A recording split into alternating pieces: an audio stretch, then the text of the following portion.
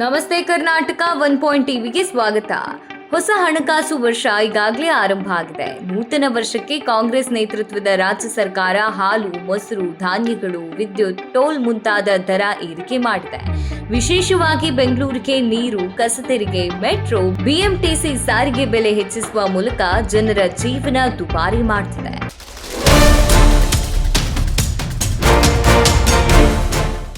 ಇನ್ಮುಂದೆ ಬೆಂಗಳೂರಿನ ನಿವಾಸಿಗಳು ಸಾರಿಗೆ ಸೇವೆಗಳ ಜೊತೆ ಅಗತ್ಯ ವಸ್ತುಗಳಿಗೂ ಹೆಚ್ಚಿನ ಹಣವನ್ನ ಖರ್ಚು ಮಾಡಲು ಸಜ್ಜಾಗಬೇಕು. ಏಕೆಂದರೆ ದೈನಂದಿನ ಅಗತ್ಯತೆ ಹೊಂದಿರುವ ವಿವಿಧ ವಲಯಗಳಲ್ಲಿ ಬೆಲೆ ಏರಿಕೆ ಆಗ್ತಾ ಇದೆ. 2025 ಆರಂಭದಿಂದ ಇಲ್ಲಿವರೆಗೂ ರಾಜ್ಯ ಸರ್ಕಾರ ಅನೇಕ ವಲಯಗಳ ದರ ಪರಿಷ್ಕರಣೆ ಮಾಡಿದೆ.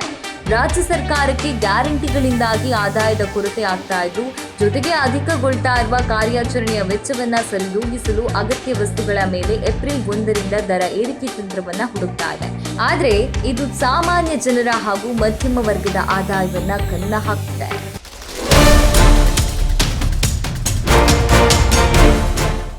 ಇನ್ನು ಸರ್ಕಾರ ಈ ವರ್ಷದಲ್ಲಿ ದರ ಏರಿಕೆ ಮಾಡಿರುವ ಪ್ರಮುಖ ವಲಯಗಳು ನೋಡುವುದಾದ್ರೆ ಹಾಲಿನ ಬೆಲೆ ಏರಿಕೆ.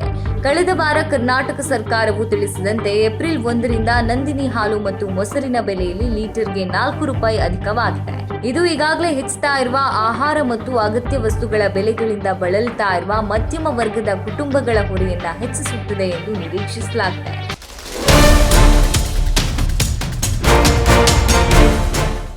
ಎರಡನೆಯದಾಗಿ ನೀರಿನ ಬೆಲೆ ಏರಿಕೆಯಾಗಲಿದೆ. ಬೆಂಗಳೂರು ನೀರು ಸರಬರಾಜು ಮತ್ತು ಒಳಚರಂಡಿ ಮಂಡಳಿ ಕೂಡ 2014ರ ನಂತರ ಮೊದಲ ಬಾರಿಗೆ ನೀರಿನ ದರವನ್ನು ಹೆಚ್ಚಿಸಲು ಸಜ್ಜಾಗಿದ್ದು, ಪ್ರತಿ ಲೀಟರ್ಗೆ 1 ಪೈಸೆ ಏರಿಕೆಯಾಗಿದೆ. ಇದರಿಂದ ಮನೆಯ ನೀರಿನ ಬಿಲ್ಗಳು ತಿಂಗಳಿಗೆ 400ರಿಂದ 500 ರೂಪಾಯಿಗಳಷ್ಟು ಹೆಚ್ಚಾಗುತ್ತಿದೆ. ಇನ್ನು ವಿದ್ಯುತ್ ಸುಂಕಗಳು.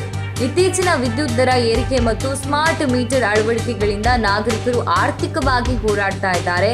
ಸರ್ಕಾರಿ ನೌಕರರ ಪಾವತಿಗಳನ್ನು ಸರಿದೂಗಿಸಲು ಪ್ರತಿ ಯೂನಿಟ್ಗೆ 36 ಪೈಸೆ ಚಾರ್ಜ್ ಅನ್ನು ಜಾರಿಗೆ ತಂದ ಕೇವಲ 2 ವಾರಗಳ ನಂತರ ವಿದ್ಯುತ್ ಸರಬರಾಜು ಕಂಪನಿಗಳು ಈಗ ಪ್ರತಿ ಯೂನಿಟ್ಗೆ ಇಂಧನ ವೆಚ್ಚದಲ್ಲಿ 10 ಪೈಸೆ ಕಡಿತವನ್ನ ಪರಿಚಯಿಸಿವೆ. ಆದಾಗ್ಯೂ ಪ್ರತಿ ಕಿಲೋವ್ಯಾಟ್ಗೆ 100 ರೂಪಾಯಿಗಳಷ್ಟು ಹೆಚ್ಚಾಗಿದೆ.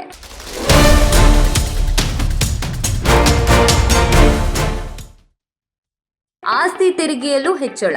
600 ಚದರ ಅಡಿವರೆಗಿನ ಕಟ್ಟಡಗಳಿಗೆ ಮಾಸಿಕ 10 ರೂಪಾಯಿ ಶುಲ್ಕ ವಿಧಿಸಲಾಗಿದೆ.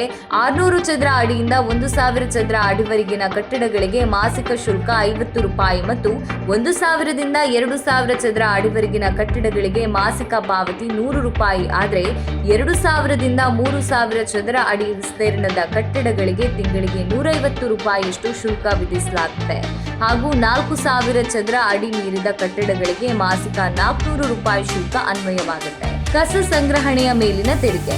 ಬಿಬಿಎಂಪಿ ಆಸ್ತಿ ತೆರಿಗೆಯ ಜೊತೆ ಕಸ ತೆರಿಗೆ ವಿಧಿಸಲು ನಿರ್ಧರಿಸಿದೆ. ವಸತಿ ಮತ್ತು ವಾಣಿಜ್ಯ ಸಂಸ್ಥೆಗಳು ಹೆಚ್ಚಿನ ದರಗಳನ್ನು ಪಾವತಿಸಲಿವೆ.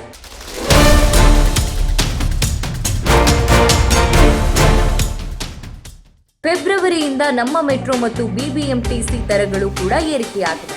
ಈ ವರ್ಷದ ಫೆಬ್ರವರಿಯಲ್ಲಿ ಬೆಂಗಳೂರು ಮೆಟ್ರೋ ರೈಲು ನಿಗಮ ಲಿಮಿಟೆಡ್ ಟಿಕೆಟ್ ದರಗಳನ್ನು ಹೆಚ್ಚಿಸಿದೆ.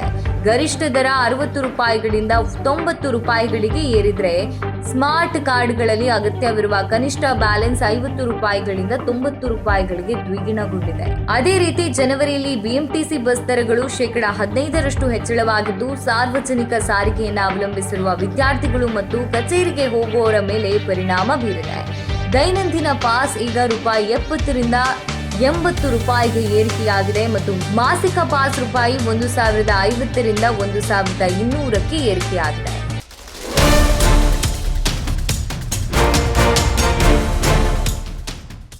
ಜೊತೆಗೆ ಟೋಲ್ ಮತ್ತು ಇಂಧನ ಬೆಲೆ ಏರಿಕೆ ಹೊರೆಯಾಗಿದೆ. ಬೆಂಗಳೂರಿನ ಪ್ರಮುಖ ಹೆದ್ದಾರಿಗಳಲ್ಲಿ ಪ್ರಯಾಣ ಕೂಡ ದುಬಾರಿಯಾಗಿದೆ. ಏಪ್ರಿಲ್ 1ರಿಂದ ಭಾರತೀಯ ರಾಷ್ಟ್ರೀಯ ಹೆದ್ದಾರಿ ಪ್ರಾಧಿಕಾರ ಟೋಲ್ ದರಗಳನ್ನು ಹೆಚ್ಚಿಸಿದೆ. ರಾಜ್ಯದ 66 ಟೋಲ್ ಪ್ಲಾಜಾಗಳಿಗೆ 3ರಿಂದ 5 ಶುಲ್ಕ ಏರಿಕೆಯಾಗಿದ್ದು, ಇದು ಪ್ರಯಾಣ ವೆಚ್ಚವನ್ನ ಮತ್ತಷ್ಟು ಹೆಚ್ಚಿಸಿದೆ.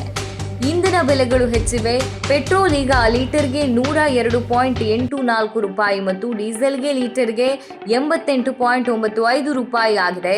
ಕರ್ನಾಟಕ ಸರ್ಕಾರ ಪೆಟ್ರೋಲ್ ಮತ್ತು ಡೀಸೆಲ್ ಮೇಲಿನ ಮಾರಾಟ ತೆರಿಗೆ ದರಗಳನ್ನು ಪರಿಷ್ಕರಿಸಿದ ಕಾರಣ ಈ ಹೆಚ್ಚಳಗಳು ಸಂಭವಿಸಿವೆ.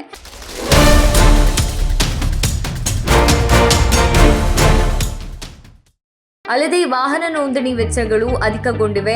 ದ್ವಿಚಕ್ರ ವಾಹನಗಳಿಗೆ 500 ಮತ್ತು ಕಾರುಗಳಿಗೆ 1,000 ರೂಪಾಯಿ ಹೆಚ್ಚುವರಿ ಶುಲ್ಕವನ್ನ ಕರ್ನಾಟಕ ಮೋಟಾರ್ ವಾಹನಗಳ ತೆರಿಗೆ ಮಸೂದೆ 2024ರ ಅಡಿಯಲ್ಲಿ ಜಾರಿಗೆ ತರಲಾಗಿದೆ. ಇನ್ನು ಮದ್ಯದ ಬೆಲೆ ಗಗನಕ್ಕೇರಿದೆ. ದಕ್ಷಿಣ ಭಾರತದಲ್ಲಿ ಮದ್ಯಕ್ಕೆ ಕರ್ನಾಟಕದ ಇಂದು ಅತ್ಯಂತ ದುಬಾರಿ ರಾಜ್ಯವಾಗಿ ಉಳಿದಿದೆ. ಕಳೆದ 2 ವರ್ಷಗಳಲ್ಲಿ ರಾಜ್ಯದ ತೆರಿಗೆಗಳು ಮತ್ತು ಸುಂಕಗಳು ಹೆಚ್ಚಿದ ಕಾರಣ ಮದ್ಯದ ಬೆಲೆ ಕೂಡ ಏರಿಕೆಯಾಗಿದೆ.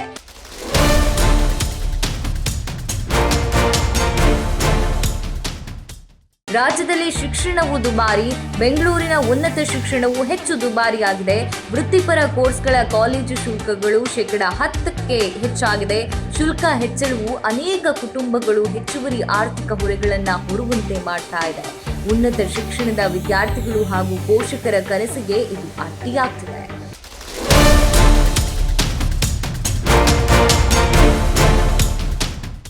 ಹೀಗೆ ಹಾಲು ಮೊಸರಿನಿಂದ ಹಿಡಿದು ನೀರು, ಆಹಾರ ಪದಾರ್ಥಗಳು, ವಸತಿ, ಸಾರಿಗೆ, ಶಿಕ್ಷಣ ಎಲ್ಲ ವಲಯಗಳು ದುಬಾರಿ ಆಗ್ತವೆ. ಮಧ್ಯಮ ವರ್ಗಗಳು ಸರ್ಕಾರದ ಬೆಲೆ ಪರಿಷ್ಕರಣೆಯಿಂದ ನಲುಗ್ತಾ ಇವೆ. ಬೆಂಗಳೂರು ಹೊರತಾಗಿ ರಾಜ್ಯದಲ್ಲೂ ಕೆಲವು ವಲಯಗಳ ದರ ಏರಿಕೆಯು ಜನರ ಮೇಲೆ ಪರಿಣಾಮ ಬೀರುತ್ತದೆ. ಆದರೆ ಸಿಲಿಕಾನ್ ಸಿಟಿಯಲ್ಲಿ ನೆಲೆಸಿರುವವರು ರಾಜ್ಯ ಸರ್ಕಾರದ ಈ ಹೊಸ ಆರ್ಥಿಕ ಚಿಂತನೆಗೆ ಒಗ್ಗಿಕೊಳ್ಳುವುದು ಅನಿವಾರ್ಯವಾಗಿದೆ.